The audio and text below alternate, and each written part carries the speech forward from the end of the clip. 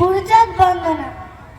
হরিচাঁদ পরে তুমি গুরুচাঁদ এসেছো ধারার পরে, তোমার নামে জয়গান আজ বাংলার ঘরে ঘরে। মহান পিতার যোগ্য পুত্র চেতনার উপধরি, এসেছিলে তুমি পতিতের লাগি, তোমারে প্রণাম করি। চিরদিন ধরে যাহাদের ঘরে ঘুচে না আধার বাতি, তোমার ভাবনা সতত কামনে জ্বেলে দেবে সীতাবাতি।